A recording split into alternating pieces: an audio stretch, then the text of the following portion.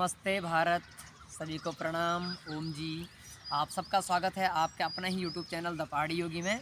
आज मेरे पास एक ऐसा टॉपिक है कि जिन लोगों को ब्रीथलेस की समस्या रहती है, यानी कि सांस लेने में बहुत ज़्यादा तकलीफ़ होती है, और यह प्रॉब्लम आज हर एक पड़ाव में, चाहे वो छोटा बच्चा हो, चाहे वो जवान हो, चाहे बुजुर्ग हो, खासकर बुजुर्ग माताएं बाबूजी में यह समस्या बहुत ज़्यादा रहती है, ब्रीथलेस की समस्या।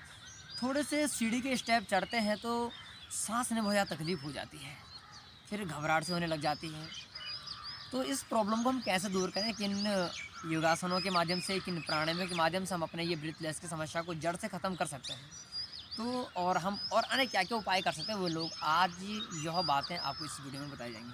तो सबसे पहले हमें क्या करना है कि अपना गोमुखासन का अभ्यास को करना है। ऐसे अपने पैरों को ऐसे आगे की ओर खोल देना है और अपने अपने लेफ़्ट लेग को अपने राइट एनस के नीचे ऐसे ले आइए और अपने लेफ़्ट लेग को अपने राइट हिप पे ऐसे टच करना है और अपने राइट लेग को सामने से ऐसे घुमाते हुए आराम से अपने बाएं पैर के ऊपर ऐसे रख देना है और इसको अपने हिप पे टच कर देना है ऐसे। अब आपका दाहिना पैर ऊपर, दाएं हाथ को उठाना है और अपने बाएं हाथ को आराम से इस तरह से आपको ये पकड़ना है ये, और अपना डीप ब्रीदिंग करना है ऐसे लंबा गहरा सांस।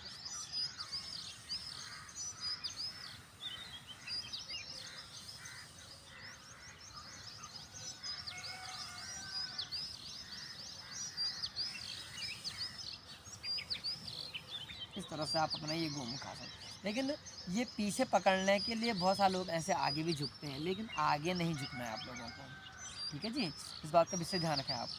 भले आपके हाथ ऐसे ना पकड़े, बहुत सारे लोगों के हाथ नहीं पकड़े, तो ऐसे जितना आपका स्पाइन सीधा रहेगा उतना ही आपको अच्छा लाभ मिलेगा। तो आपको आगे बिल्कुल नहीं झुकना है, ऐसे लंबा गहरा आपको ये सांस प्रश्वास करते रहना है गोमुखासन। पहले अभ्यास हो गया, फिर दूसरा अभ्यास इसका ऐसे ही अपने राइट लेग को अपने एनएस के नीचे लाइए ऐसे और अपने लेफ्ट को ऐसे घुमा दें ऊपर से। इस तरह से आपका ये अभ्यास हो जाएगा। ऊपर उठाना है हाथ को, फिर ऐसे ही बड़े सावधानी के साथ ऐसे पूरा अपने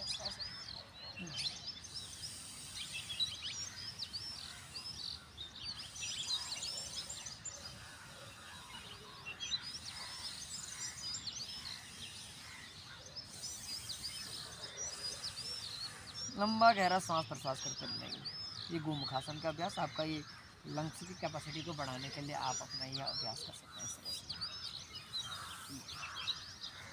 और इसमें एक और आसन को आप इसमें अपने ऐड कर सकते हैं, अपना अर्ध उष्ट्रासन का अभ्यास में ऐसे अपने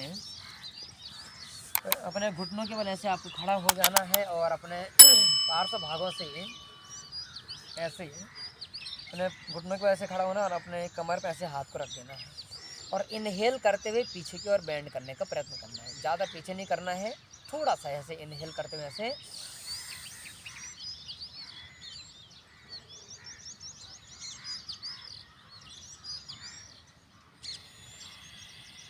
सांस को छोड़ते हुए सामने की ओर ऐसे फिर से इनहेल करते हुए ऐसे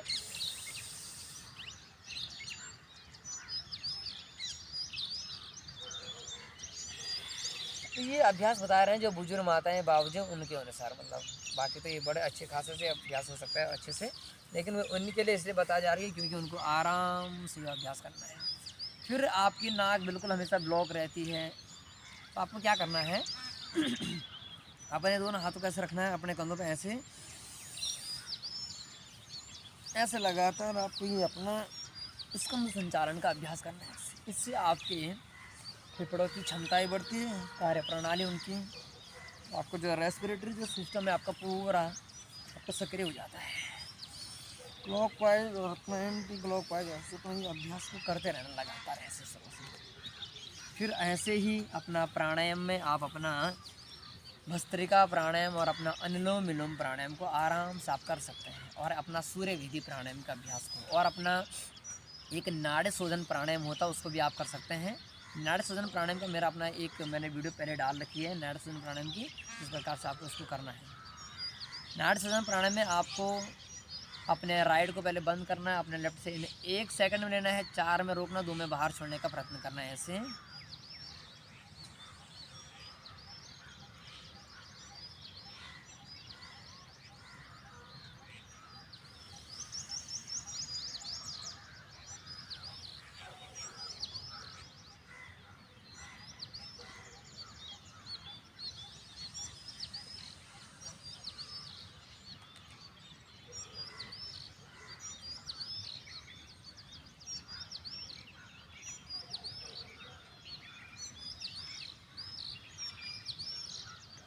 तो ध्यान दें कि आपको नाड़ी शोधन प्राणायाम में 1 सेकंड में लेना है, 4 में रोकना और 2 में बाहर छोड़ देना है।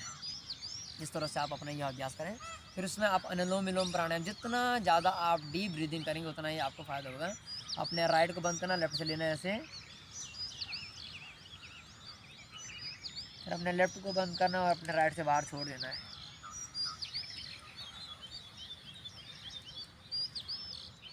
फिर राइट से लेने का और अपने लेफ्ट से बाहर छोड़ देने का। फिर लेफ्ट से लिया और राइट से बाहर छोड़ देना। ये आपका अनुलोम विलोम प्राणायाम का अभ्यास है। फिर आप भस्त्रिका प्राणायाम का अभ्यास करते हैं, स्पेशली जिनको भयंकर कफ कोल्ड की समस्या हो, ब्रीथलेस की समस्या हो, तो ऐसे आराम आराम से ऐसे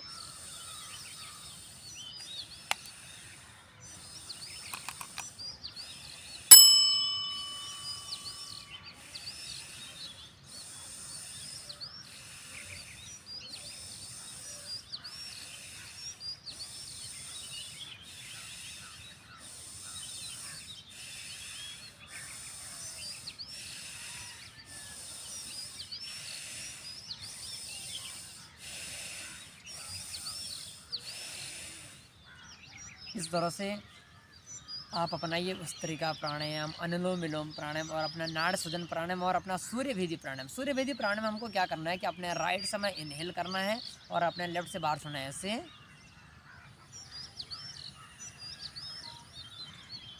राइट से इनहेल किया और अपने लेफ्ट से बाहर छोड़ दिया।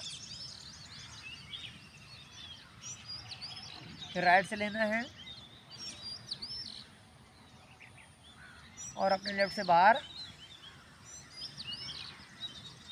छोड़ देना। फिर राइट से लिया और अपने लेफ्ट से बाहर। लगातार आपको ये अपना सूर्य भेदी प्राणायाम राइट नोस्ट्रल से इनहेल और अपने लेफ्ट से नोस्ट्रल से बाहर छोड़ देना है। तो ये आपका नाड़ी शोधन प्राणायाम, अनुलोम विलोम प्राणायाम, सूर्य भेदी प्राणायाम और भस्त्रिका प्राणायाम, ये 4 प्राणायामों को करिए। अपना गोमुखासन के अभ्यास को करें और अपना ये स्कंद संचालन के अभ्यास को आराम आराम से करें। और प्रकृति के साथ जितना आप अपने जीवन का निर्वहन करेंगे उतना ही ज़्यादा अच्छा आपको लाभ मिलेगा। देखो, लेकिन ध्यान रखें, बहुत सारे लोगों को आदत रहती है हमेशा वॉकिंग करने की, टहलने की आदत रहती है। लेकिन ध्यान दें, जब बाहर अक्सर सर्दियों के महीने बहुत ज़्यादा दिक्कत होती है लोगों को, तो सर्दियों के महीने लोग कोहरा लगा रहे तो लोग बाहर घूमने जाते हैं। ऐसा नहीं करना है आपको, मतलब। और जहाँ पर बहुत ही ज़्यादा प्रदूषित वायु हो, यानी कि पूरा पॉल्यूशन बहुत ही ज़्यादा हो, वहाँ पर आप लोगों को नहीं जाना है। अपने घर पे आप अपने गार्डन में आप आराम से अपने 100-200 स्टेप आराम से मार सकते हैं, आराम से, कोई दिक्कत नहीं, मतलब। लेकिन ध्यान दें कि आपको प्रदूषित जहाँ पर वायु हो वहाँ नहीं जाना है। और जब कोहरा वगैरह लगा हो, आप जब मौसम बिल्कुल छट जाए, साफ़ हो जाए, तब आप जा सकते हो टहलने के लिए। दूसरी बात, पीपल का जो पेड़ होता है उसके नीचे आप अपना डीप ब्रीदिंग कर सकते हैं। और या पीपल पेड़ से आप ऐसे गले लग सकते हैं, जैसे हम किसी का आलिंगन करते हो इस तरह से ऐसे आप उनसे भी आलिंगन, तो आपको रेस्पिरेटरी सिस्टम आपका बड़ा ज़बरदस्त एक्टिव होगा, अच्छे तरीके से वर्क करेगा, तो आपको कभी भी ब्रीथलेस की समस्या नहीं आएगी। जितना ज़्यादा हो सके आप प्राणायाम का अभ्यास करिएगा और कोशिश करिए थोड़ा गुनगुना पानी पीने का भी प्रयत्न करें, मतलब। ठीक है जी, ठंडा पानी बिल्कुल नहीं पीना है। तो सभी को नमस्ते, प्रणाम।